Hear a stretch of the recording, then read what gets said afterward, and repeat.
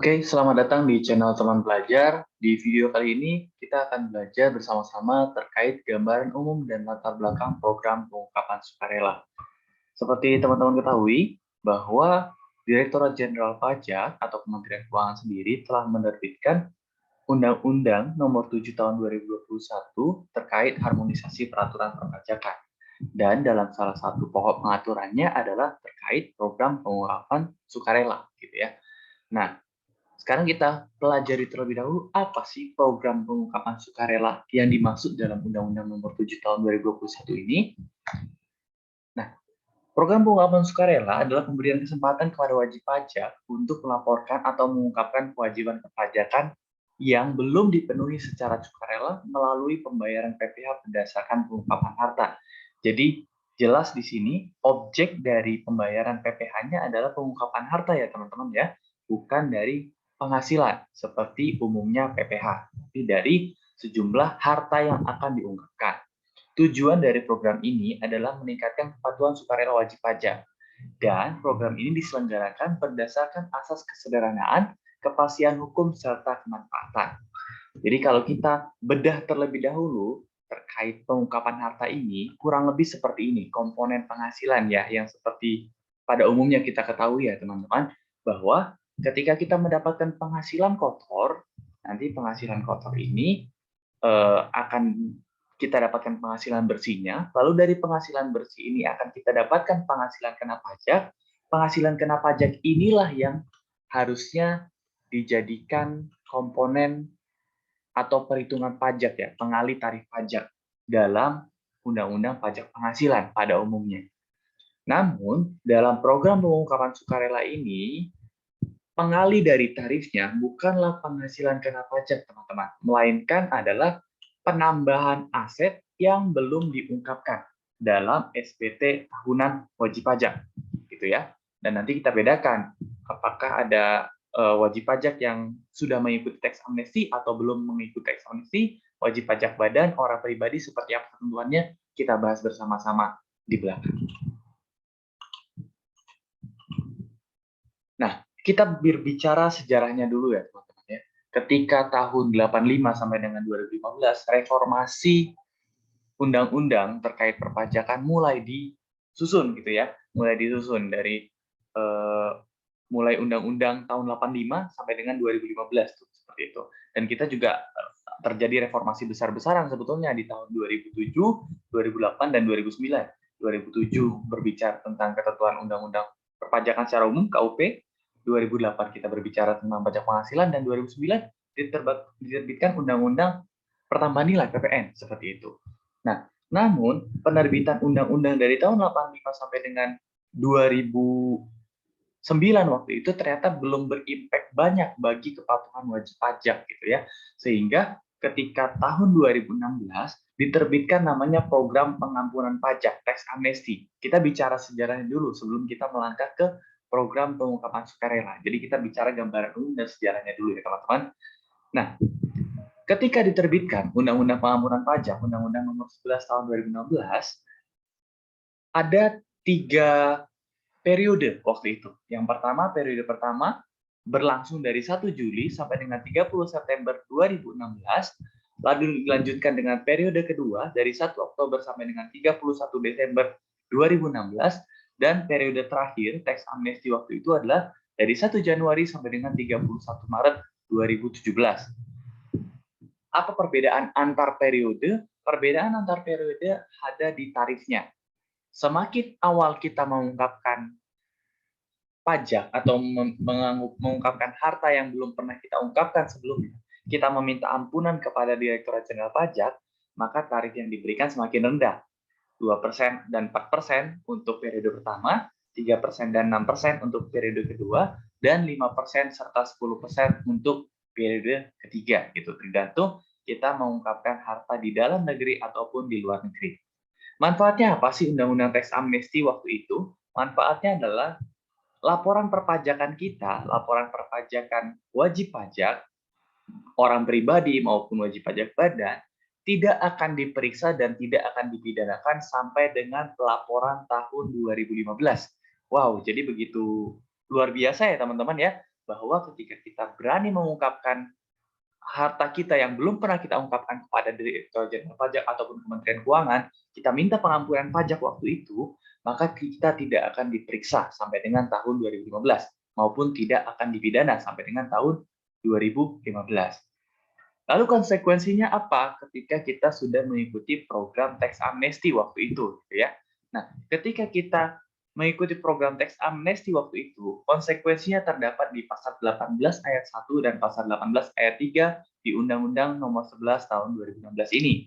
Nah, jika ada nih dari kita, baik badan maupun orang pribadi, yang terlewat atau ditemukan oleh DJP, maka harta tersebut yang tidak kita laporkan di tax amnesty ini akan dikenakan tambahan penghasilan bersifat final pada tahun ditemukannya harta tersebut. Dan nanti akan dikenakan tarif sesuai dengan PP nomor 36, Peraturan Pemerintah nomor 36 tahun 2017. Dan sanksi 200%. Wow, begitu besar ya sanksinya teman-teman ya.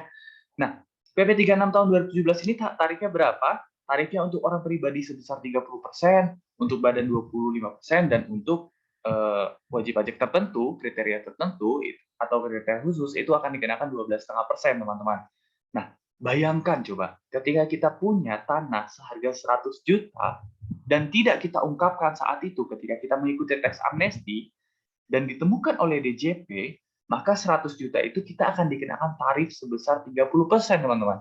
Dikenakan tarif sebesar 30%, plus sanksi 200%. Jadi dari nilai 100 juta tadi, kita harus bayar pajak sebesar 30 juta, plus sanksi 200% dari 30 juta, kita bayar 60 juta. Maka kita harus bayar kepada negara sebesar 90 juta ketika kita ditemukan oleh DJP. Sisa harta yang 100 juta, kita bayar 90 juta, maka nilai harta tersebut hanya tinggal 10 juta, hanya tinggal 10%-nya. Itu konsekuensi ketika kita ikut Undang-Undang Tax Amnesty. Dan kena konsekuensi di pasal 18 ayat 1 gitu ya teman-teman ya. Nah, terus bagaimana kalau misalnya kita ternyata sudah ikut tax amnesty, namun sayangnya terlewat teman-teman. Terlewat untuk ada harta yang mungkin kita kelupaan, tidak diungkapkan, atau mungkin terselip gitu ya, data-data yang terselip tidak sempat kita sampaikan, maka waktu itu Direktorat Jenderal Pajak menerbitkan peraturan di PMK nomor 165 tahun 2017 gitu teman-teman. Jadi ada peraturan Menteri Keuangan nomor 165 tahun 2017 yang menceritakan atau membahas terkait pengungkapan aset sukarela dengan tarif atau pajak final gitu ya. Nah, manfaatnya apa sih ketika mengikuti pas final ini? Manfaatnya adalah ketika kita yang sebelumnya sudah mengikuti tax amnesty, teman-teman, yang tidak akan diperiksa nih kewajiban perpajakannya sampai dengan 2015, tapi ternyata ada aset yang lupa kita sampaikan, maka kita bisa mengikuti program pas final, kita tidak akan dikenai denda 200% tadi. Kita tidak akan dikenai denda 200% tadi. Lalu tarif objek PPh finalnya berapa? Objek PPh final seperti yang saya sebutkan tadi, bahwa ini diatur dalam Peraturan Pemerintah Nomor 36 Tahun 2017. Tarifnya adalah 25% untuk wajib pajak badan, 30% untuk wajib pajak orang pribadi, dan 12,5% untuk wajib pajak tertentu, teman-teman. Nah, program PPS yang saat ini 2022 ini diimplementasikan oleh Direktorat Jenderal Pajak atau program pengungkapan sukarela kita sebutnya di sini ya. Ini adalah gambaran sejarah dari Undang-Undang Tax Amnesty dan peraturan terkait pengungkapan aset sukarela ini sebetulnya teman-teman.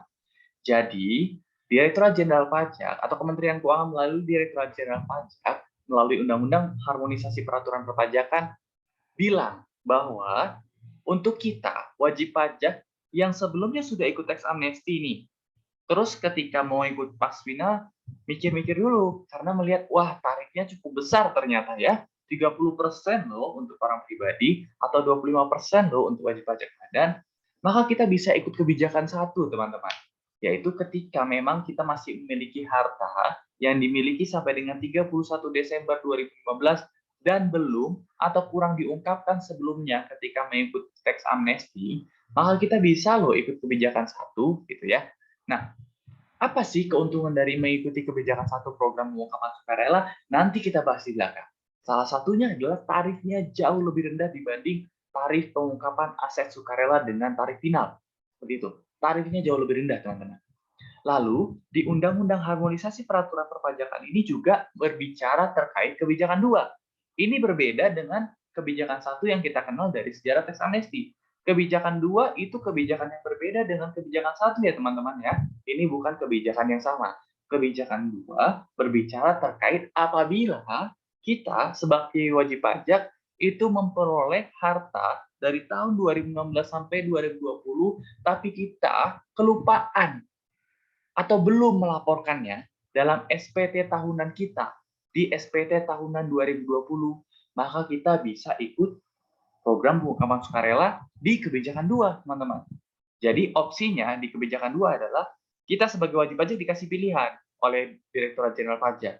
Mau kita betulkankah SPT kita dari tahun 2016 sampai dengan 2020 ini, atau justru mau kita ungkapkan saja apa aset yang belum kita laporkan di SPT tersebut, sehingga tidak perlu membetulkan SPT-SPT dari tahun 2016 sampai dengan 2020. Kan pusing juga ya teman-teman ya, ketika kita harus membetulkan SPT-SPT 5 tahun ke belakang, takutnya ada yang kelupaan. Tapi ketika kita hanya mengungkapkan aset kita, toh kita masih bisa melihat fisiknya, seperti itu. Apa saja yang masih kita miliki sampai dengan tahun 2020, seperti itu. Nah, ketika kita masih memiliki aset tersebut sampai dengan tahun 2020, maka kita bisa mengikuti program pengungkapan sukarela sesuai dengan Undang-Undang Harmonisasi Peraturan Perpajakan ini untuk kebijakan dua. Gitu, teman-teman. Nah, ini gambaran besarnya, teman-teman, kalau kita ngomongin masalah kebijakan satu maupun kebijakan dua di Undang-Undang Harmonisasi Peraturan Perpajakan ini. Kebijakan satu tadi, kita berbicara soal wajib pajak yang sudah pernah mengikuti teks amnesti. Tapi, apabila sudah mengikuti teks amnesti, ada harta atau aset yang tidak atau belum sepenuhnya dilaporkan, teman-teman, kita bisa mengikuti kebijakan satu. Ini diatur di dalam pasal 5 sampai dengan pasal 7 Undang-Undang Harmonisasi Peraturan Perpajakan. Basis harta yang diungkapkan apa saja? Basis harta yang diungkapkan adalah harta-harta yang telah kita peroleh, teman-teman, dari tanggal 1 Januari 1985 sampai dengan 31 Desember 2015 yang belum diungkapkan pada saat mengikuti teks amnesti. Tarifnya kita akan dikenakan 11% untuk harta deklarasi luar negeri, artinya ketika kita memiliki aset di luar negeri dan kita tidak ingin aset itu dibawa ke Indonesia, biarkan saja aset tersebut di luar negeri, hanya kita ingin mengakui aset tersebut dalam laporan perpajakan kita, maka silakan sampaikan untuk deklarasi luar negeri dengan tarif 11%. Atau kita mau menggunakan tarif yang 8%, yaitu harta dari luar negeri kita repatriasi, kita bawa ke dalam negeri, dan harta ada di dalam negeri, seperti itu. Kita akan dikenakan tarif 8%. Atau kita mau menggunakan tarif yang 6%. Tarif yang 6% itu adalah ketika harta yang di luar negeri kita bawa ke Indonesia, atau hartanya sudah ada di Indonesia dan kita ungkapkan, lalu atas harta tersebut kita investasikan ke dalam SBN, hilirisasi, renewable energy yang nanti akan diatur oleh peraturan Menteri Keuangan tersendiri ya teman-teman, maka kita akan dikenakan tarif yang jauh lebih rendah, yaitu 6%. Bayangkan teman-teman, tarif-tarif ini jauh lebih rendah dibanding tarif yang disebutkan dalam pas final atau disebutkan dalam PMK nomor 165 tahun 2017 yang tadi sempat kita bahas. Di situ kita akan dikenakan 30% untuk orang pribadi, dikenakan 25% untuk wajib pajak badan, dan 12,5% untuk wajib pajak tertentu. Tapi untuk tarif-tarif di kebijakan satu ini jauh lebih rendah, teman-teman, yaitu 11%, 8%, dan 6%. Dasar pengenaan pajaknya adalah nilai harta kita sebetulnya. Nilai harta kita dikurangi nilai utang yang berkaitan secara langsung dengan perolehan harta tambahan dengan nilai utang yang dapat diperhitungkan. Untuk detail dari kebijakan satu, kita akan bahas di video yang berbeda ya, tapi kali ini kita hanya akan membahas gambaran umumnya saja. Lalu kita bicara ke kebijakan dua, teman-teman. Nah, di kebijakan dua, ini berbeda kebijakannya dengan kebijakan satu. Ini kebijakan yang jauh berbeda, kebijakan yang terputus ya, teman-teman ya. Bahwa kebijakan dua ini berbicara soal pembayaran pajak final berdasarkan pengungkapan harta yang belum dilaporkan dalam SPT tahunan pajak orang pribadi tahun pajak 2020. Lihat bedanya teman-teman. Bahwa untuk kebijakan satu kita berbicara soal yang sebelumnya sudah ikut teks amnesti dan semacamnya, hartanya juga harta-harta tahun 2015 ke bawah. Sedangkan kebijakan 2, kita berbicara harta yang belum dilaporkan dalam SPT tahun 2020.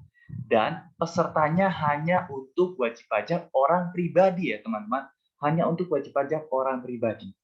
Lalu basis pengungkapannya adalah harta perolehan 2016 sampai dengan 2020 yang masih dimiliki per 31 Desember 2020 yang belum dilaporkan dalam SPT tahunan 2020, teman-teman. Jadi, ketika ada harta yang kita dapatkan di tahun 2016 sampai dengan 2020 dan masih kita miliki sampai dengan 31 Desember 2020, tapi belum pernah kita laporkan, teman-teman, dalam SPT tahunan 2020, maka ini masuk dalam kebijakan 2. Untuk tarifnya, kita bisa menggunakan tarif yang ada di kebijakan 2 ini, sesuai dengan pasal 8 sampai dengan pasal 12 Undang-Undang Harmonisasi Peraturan Perpajakan.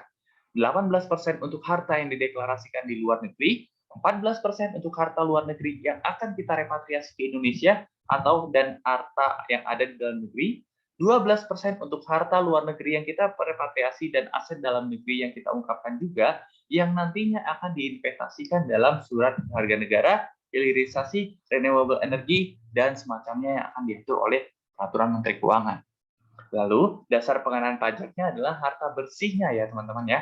Nilai harta yang dikurangi pokok utang yang belum dibayar yang berkaitan dengan perolehan harta tersebut. Yang berkaitan dengan perolehan harta tersebut secara langsung. Begitu teman-teman. Jadi, tarifnya kenapa lebih tinggi? Karena memang ini harta-harta yang akan diungkapkan atau perolehannya masih 5 tahun ke belakang. Jadi, sebetulnya program pengungkapan sukarela ini adalah opsi bagi kita, teman-teman.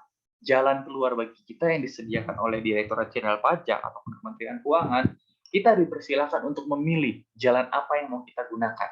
Ketika kita kelupaan melampirkan harta kita di SPT tahun 2020, kita dikasih opsi sebetulnya. Apakah kita mau membetulkan surat pemberitahuan kita dari tahun 2016 sampai dengan 2020, atau kita mau mengikuti program pengungkapan sukarela ini, teman-teman. Gitu ya. Itu gambaran umum dari program pengungkapan sukarela yang diatur di Undang-Undang Harmonisasi Peraturan Perpajakan, Undang-Undang Nomor 7 Tahun 2021. Untuk detail dari kebijakan 1 dan kebijakan 2, kita akan bahas di video yang berbeda, namun saya rasa cukup untuk kali ini. Sekian dari saya, semangat terlalu belajar, dan jangan lupa di-subscribe untuk teman belajar. Terima kasih.